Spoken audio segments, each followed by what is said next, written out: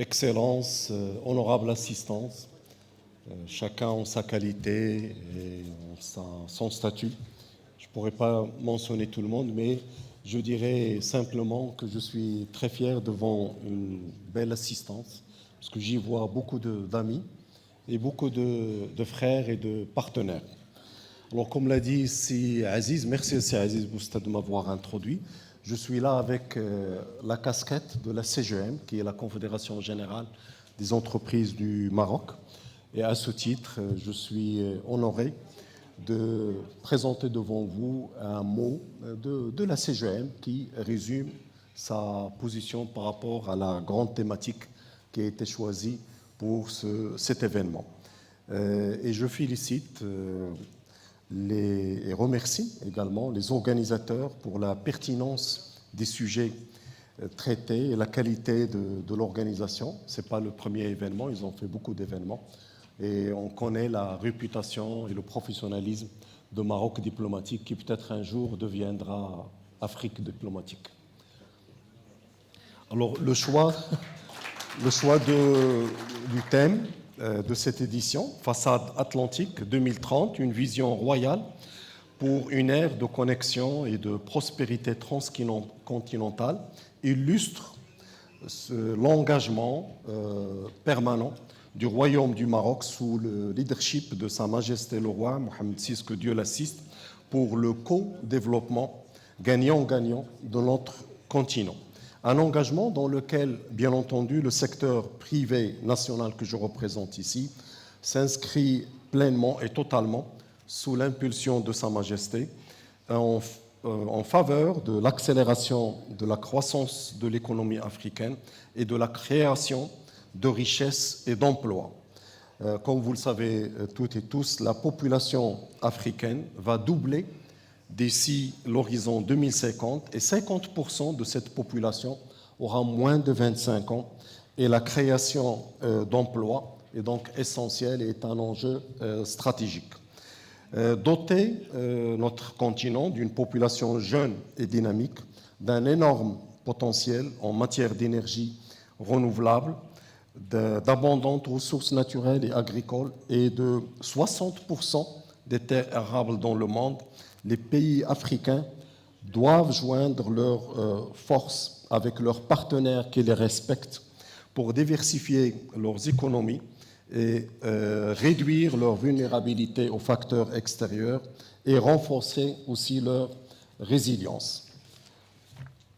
Il est aujourd'hui temps pour les pays africains de construire davantage de chaînes de valeur industrielles intégrées, durables, résilientes et innovantes, afin de tirer plein profit de la zone de libre-échange continentale africaine, qui représente la plus grande zone de libre-échange au monde, avec un marché d'environ 1,2 milliard de consommateurs.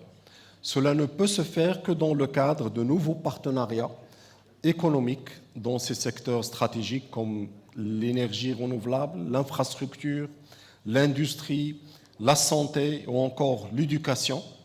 Les entreprises marocaines que je représente aujourd'hui ont toujours inscrit leurs approches africaines dans une logique de partenariat gagnant-gagnant avec les acteurs locaux des différents pays amis et frères, conformément à la vision de notre souverain, que Dieu l'assiste, qui a été précurseur à croire au potentiel et aux potentialités de l'Afrique.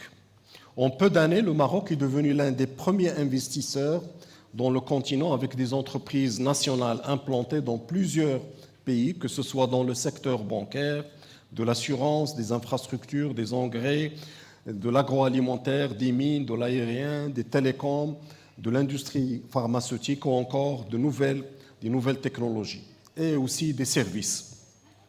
Environ plus de 200 entreprises marocaines qui investissent ou co-investissent en Afrique et une douzaine de grands groupes sont aussi engagés dans des opérations et des investissements et des co-investissements en Afrique. Je citerai à titre d'exemple le partenariat entre le groupe OCP et Dangote pour les usines d'engrais au Nigeria, qui, comme vous le savez, les engrais est un élément extrêmement important pour la sécurité alimentaire. Donc c'est un modèle de win-win, de gagnant-gagnant. Celui du groupe Olmarcom avec l'entreprise sénégalaise Peacock qui se développe actuellement au-delà de leurs marchés respectifs, ou encore les joint ventures, les JV, dans le cadre du gazoduc Maroc-Nigéria, qui intègre plusieurs acteurs africains, mais également des fonds d'investissement de toute la région.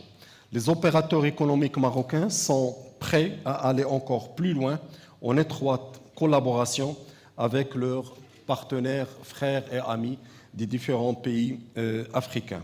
Dans ce sens, la CGM est en train de finaliser une étude complète et concrète sur les complémentarités existantes entre les activités économiques africaines.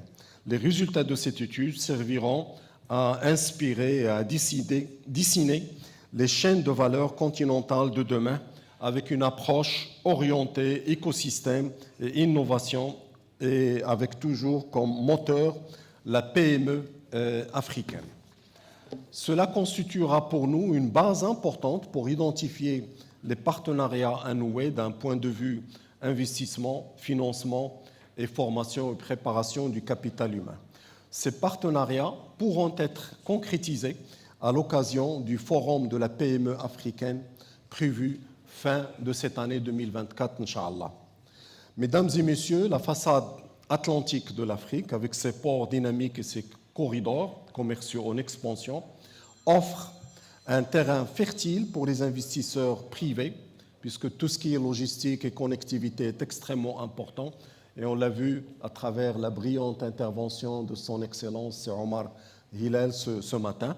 Pour ce qui concerne notre cher pays, comme vous le savez, il y a pratiquement 8 ports qui sont en activité sur la façade atlantique et bientôt, Inch'Allah, le 9e port. Et je salue au passage Madame la directrice centrale du projet, Madame Youziek, n'est-ce pas, Madame? C'est une fierté nationale d'avoir une dame qui dirige ce projet ambitieux. Et j'ai appris par elle que nous aurons le port bien avant la Coupe mondiale de 2030. N'est-ce pas, Madame? Inch'Allah. Alors, dans son discours à l'occasion du 40e anniversaire de la Marche verte, notre souverain a exprimé son souhait pour que la façade, je cite, je cote, la façade atlantique devienne un haut lieu de communion humaine, un pôle d'intégration économique, un foyer de rayonnement continental et international. Fin de la citation de Sa Majesté, que Dieu le glorifie. Pour cela, Sa Majesté le Roi a affirmé, je cite, « En menant à bonne fin les projets d'envergure qui y sont lancés, nous veillons à doter nos provinces du Sud des services et des infrastructures indispensables à leur développement économique. En outre, pour assurer une connexion fluide entre les différentes composantes du littoral atlantique, nous nous attachons à mettre à disposition les moyens de transport et les stations logistiques nécessaires. » Fin de citation. Cette excellente initiative royale permettra de consolider l'intégration économique africaine et favorisera et attirera l'investissement, le co-développement et la création de richesses et d'emplois dans bon nombre de pays africains avec un impact sur l'ensemble du continent. Il apportera également un lot d'opportunités pour les opérateurs économiques nationaux, continentaux et internationaux au moment où le Maroc, comme vous le savez, déploie sa nouvelle charte d'investissement dans l'objectif d'atteindre une enveloppe de 55 milliards de dollars, 550 milliards de dirhams d'investissement privé et créer des opportunités d'emploi de plus de 500 000 postes. Se préparer pour représenter l'Afrique en organisant la Coupe du Monde 2030, sans oublier la mise en œuvre en cours de l'offre Maroc relative à l'hydrogène vert avec toutes les perspectives qu'il ouvre sur plusieurs secteurs, notamment la fabrication des engrais, l'énergie, etc. Et puis aussi l'appropriation de plusieurs technologies et plusieurs process. Mesdames et messieurs, le secteur privé que je représente aujourd'hui est pleinement conscient de ces opportunités et travaillera avec acharnement avec ses partenaires afin de les saisir. La CGEM continuera à œuvrer avec engagement et mobilisation totale en collaboration avec ses homologues frères et amis africains pour favoriser l'investissement et le co-investissement, accélérateur de croissance et porteur de prospérité. Je vous remercie pour votre attention. Merci.